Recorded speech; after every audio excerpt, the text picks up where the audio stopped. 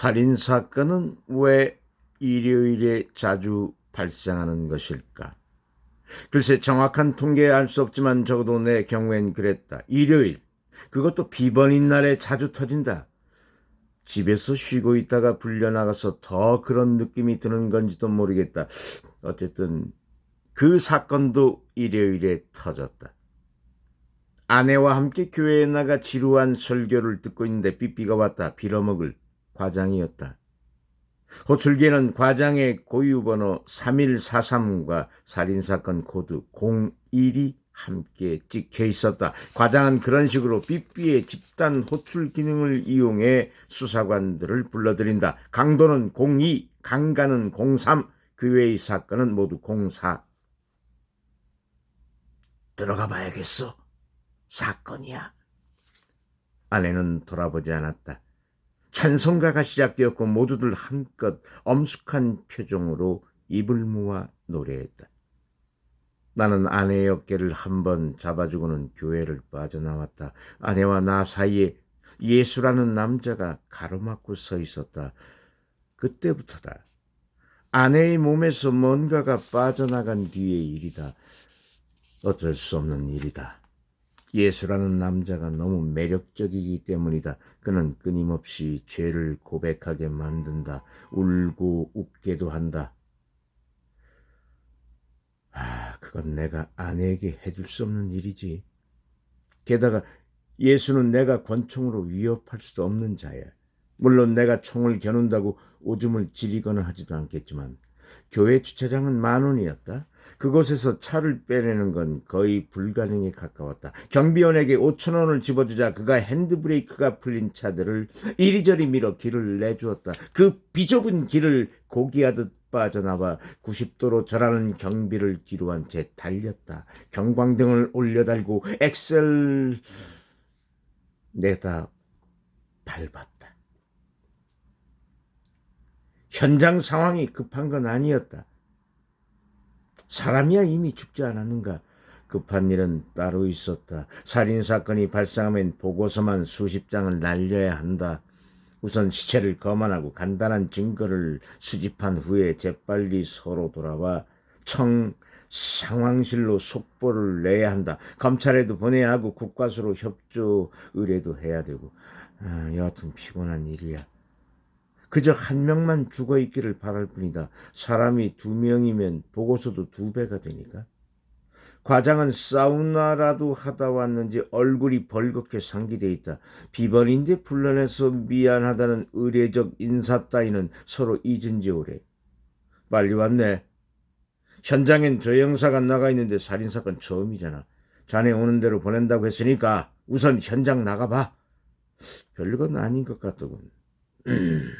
사진관에서 주인 남자가 피살됐나 봐. 거기 관할 파출소에서 현장 통제하고 있다니까 소장한테 인수인계 받을 거 받고. 주소와 전화번호가 적힌 메모지를 받고 돌아서는데 과장의 말. 상황 파악되는 대로 일단 들어와서 보고서부터 쓰는 거 알지? 현장에 도착하니 구경꾼들이 파리떼처럼 몰려 있었다. 인원 통제 중이던 파출소의 순경이 경례를 했다. 가끔 신기했다. 내 어디가 경찰 같아 보이는 걸까? 어떻게 저렇게 단박에 알아보는 거지? 우리 조영사 어딨나? 안에 계십니다. 사진관은 평범했다. 입구 간판에는 17분 완성 익스프레스라고 메가패스! 아니지. 17분 완성 익스프레스라고 노란 바탕에 검은 글씨로 씌어져 있었고 코닥 사인 마크가 왼쪽에 붙어 있었다. 시내 어디서나 쉽게 볼 수 있는 작은 사진관이었다. 대형 가족 사진 같은 건 찍을 수 없겠지만 증명사진 정도는 가능해 보였다. 입구에 길게 놓여져 있는 유리 진열창엔 필름과 카메라 렌즈, 부속품 등이 구색을 갖추고 있었고 진열장과 평행하게 인조가죽 소파가 놓여져 있었다. 사진이 인화되는 동안 고객들이 기다리는 곳. 벽에는 양산을 들고 비키니를 입은 한 여자가 5곱하기7, 8곱하기10 등의 여러 사이즈로 인화된 채 웃고 있었다. 잘 돼가? 지문은 많은데요. 쓸만한 게 있을지 모르겠어요. 흉기는? 없습니다. 근처는 수색해봤어? 아까 파출소 애들하고 둘러봤는데 별게 없어요. 시체는 바닥에 엎어져 있었다. 뒤통수 쪽에 둔기로 얻어맞은 듯한 상처가 있었다. 상처 주위엔 피와 머리카락이 엉켜붙어 있었다. 나이는 40대 초반 정도.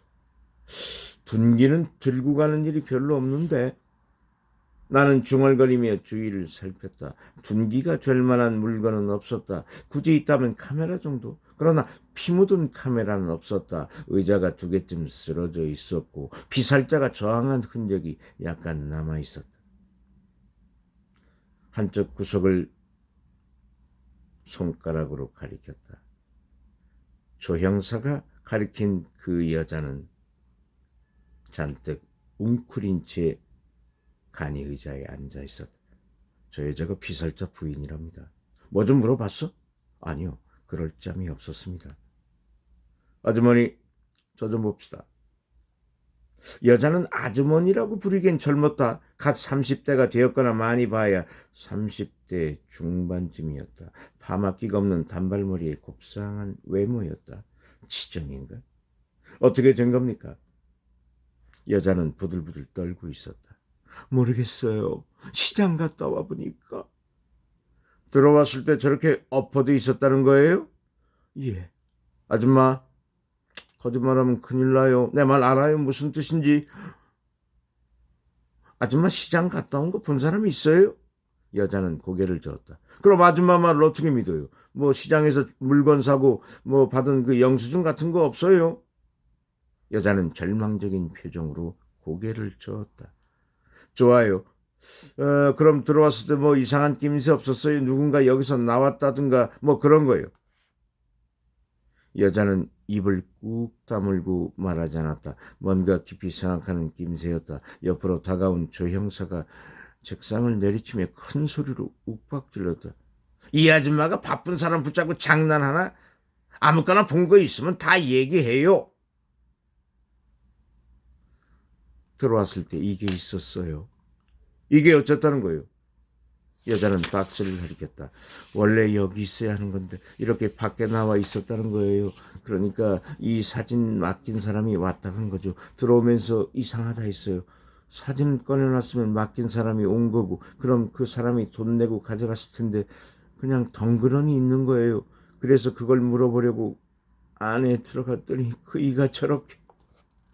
여자는 끔찍하다는 듯 얼굴을 가렸다.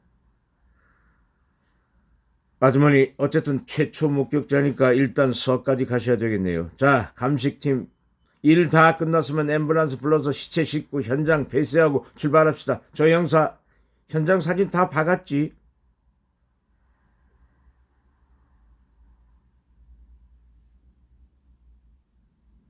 와, 감사합니다.